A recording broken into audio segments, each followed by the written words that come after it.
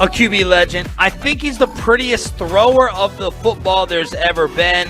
Warren Moon here on Shan and RJ. Good morning, Warren. How are you? I'm doing great, guys. How you doing this morning? Doing pretty well. Who do you think, when you just watch them throw, you're like, damn, that looks good. That is the prettiest thrower of the football. With yourself not in the discussion, who else would you put up there, or who was your idol growing up? Probably wasn't my idol growing up, but guys that I like the way they throw the ball. I like the way Matthew Stafford throws the ball. I think he has a really talented arm. I love the way Jeff George used to throw the ball years ago. He was a very talented guy too. He didn't have the feet and the legs that some of these younger guys do, but his arm talent, as far as where the ball could come from any angle, he was as good as there was. I mean, Aaron Rodgers, I love the way he throws the ball. He just flicks it. You know, he has a really good pop in his wrist and forearm, and he's not a really big guy, so you don't see where all that velocity comes from, but he definitely has it. So there's a lot of great throwers of the ball, but those are some of the ones that come to mind. What did you think of the Stafford deal? You know, do you think it's a humongous upgrade over Jared Goff? Do you think it makes them go from a playoff to a legit Super Bowl contender, or did Stafford just not win enough in Detroit to make the Rams that much of a threat? I think it definitely makes them a Super Bowl threat because they have a number one defense in the league. We know what type of weapons they have offensively. They have a really good running game now with Akers back there. He's shown that he can be a guy that can carry the load, kind of like Todd Gurley did a couple of years ago. But with the quarterback position, Goff just wasn't able to do some of the movement things that I think Sean McVay wants to do with that offense. And I think he is an upgrade. I don't know if he's a considerable upgrade, but I think he is an upgrade at the quarterback position. They feel like if they upgrade the quarterback position just a little bit, that's what it'll take to get them over the top. So if that works out for them and then they get to a Super Bowl and win it, then the trade was successful. If not, probably not a good trade. What is going on with your Houston franchise? Are you on Deshaun Watson's side, or are you on the organization side that, hey, man, you just signed a contract here 6 months ago. We have a new regime in here. We may not have interviewed and hired exactly who you wanted, but this doesn't have to end in divorce. So what's going on in Houston? Yeah, I don't think it's just that simple. I think there's a lot of things that have transpired over the years, and it just finally got to the point where he's just had enough. I think the fact that they told him that he would be part of the process, not something he asked to be a part of, that they told him he'd be a part of it, and then they didn't include him in the process, right there's a trust issue. So I think Deshaun just wants a new address. I think he wants to be with an organization that he trusts, that doesn't feel like it's lied to him, and that is going to also do some of the other things that he feels are important to building a successful football team, and that's not happening there in Houston. And, you know, you could even talk to J.J. Watt, who's Mr. Houston Texan. I mean, he's not happy there either, and he's shown that unhappiness throughout the whole season, and I don't think he's going to be there next year either. So it's not just Deshaun Watson that's unhappy there in Houston, but he's the most visible guy because he's the quarterback, and he was paid a lot of money, but he was going to be paid a lot of money wherever he was. So that really has nothing to do with this problem. Warren, in the locker room, how does it play with the rest of the players? You see the leader of the team, not like the situation, want out, the organization refusing to do that. How does that play with the other guys in the locker room who, by and large, probably support the player usually, right? Yeah, they're behind the player most of the time, no question about it, and especially if those guys have dealt with some of the same problems that Deshaun is, maybe it's not at a higher caliber as Deshaun has, but some of those guys understand what he's dealing with, and they'll sympathize with him. But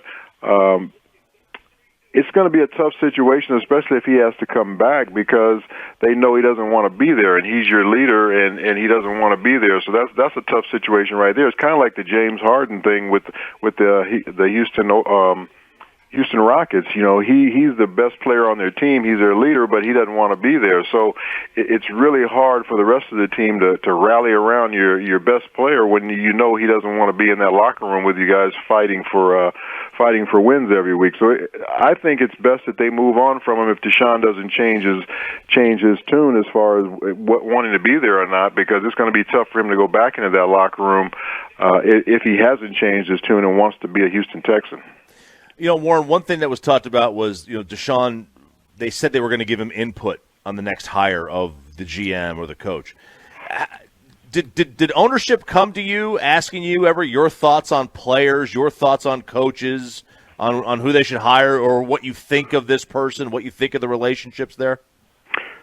From time to time, they would. They'd ask me about certain players. When Jack Pardee was going to be hired as our head coach, coming from, University of Houston in the run and shoot offense, they asked me my opinion and what I thought about running that offense and him coming in there, and I gave it to him. So, yeah, quarterbacks do get asked from time to time different questions. Does that mean if I would have said, no, I don't want Jack Pardee, does that mean they're not going to hire him?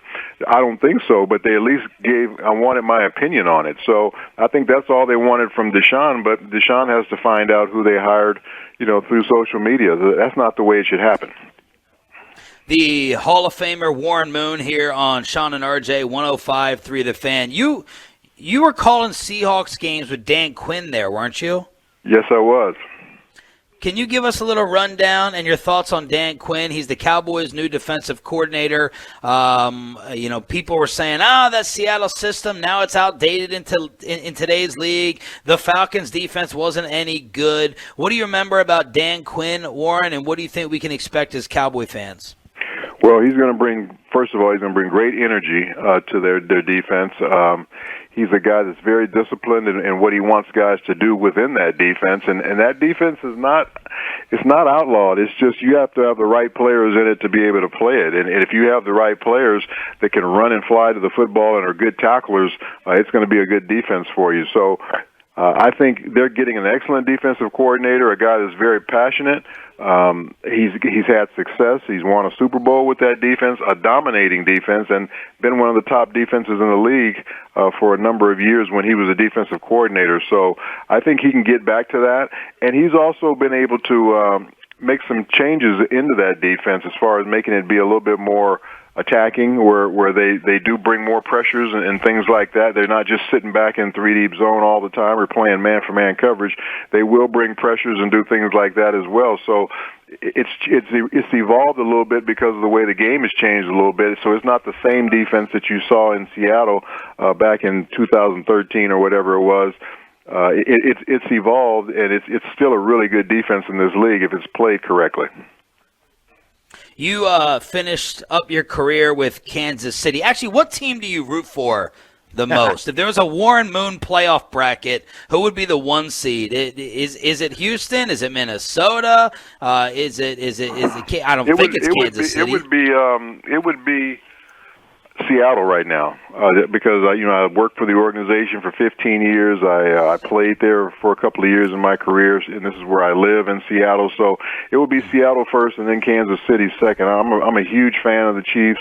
Really loved my last 2 years there, even though I didn't play a whole lot. I just love that whole football environment, and it's one of the greatest football environments in the country. And then they have a spectacular football team right now. So those are the two. And then I definitely root for the Titans, too, even though I never played there, but they are the Houston Oilers, and they became the Tennessee Titans. So I root for all the teams that I played for, the Minnesota Vikings as well. But the top two are Seattle and Kansas City. Warren, speaking of Seattle, they let Russ cook this year. But what happened to the offense at the end of the year? Like it almost was like they let him cook, and then he burnt the meal at the end of the year. Like, what was going on the last 8 weeks? Yeah, it kind of fizzled because I think they had a philosophy change somewhere in the middle, and I think that's where Pete Carroll ended up getting rid of Brian Schottenheimer. There was a philosophy difference. He wanted to run the football a little bit more, and I think Brian wanted to keep throwing it and let Russell cook. And when you have that kind of philosophy difference there in the middle of a season, that's just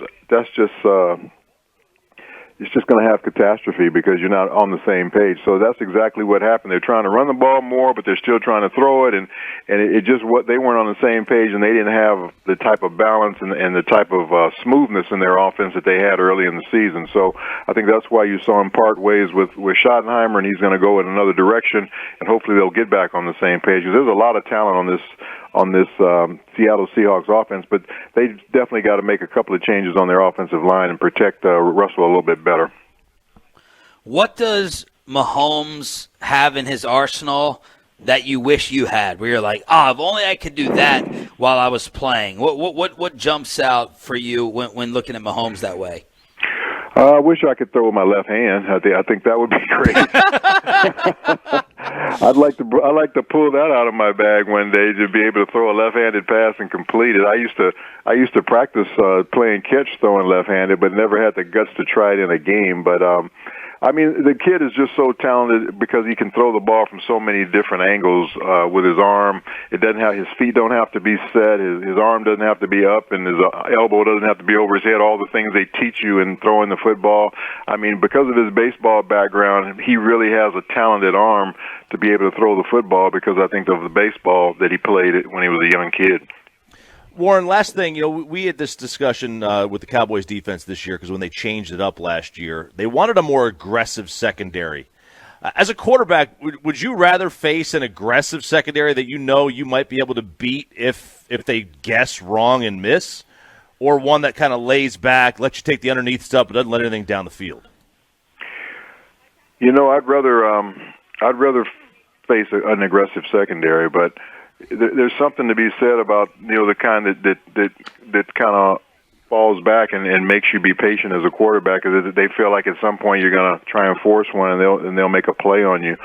But aggressive corners and aggressive safeties, they're tough to play against too because they're always challenging the receivers, and sometimes they can get in your receivers' heads and not make them run the right routes or not make them be as physical as they need to be getting off the line of scrimmage. So I think there's positives to both, and I think there's negatives to both, because when you have a too aggressive secondary, they might take a chance and try and get an interception and bite on something, and double moves tend to work against more aggressive secondaries. So I think both have their strengths and weaknesses, but I think I'd rather go against an aggressive secondary most.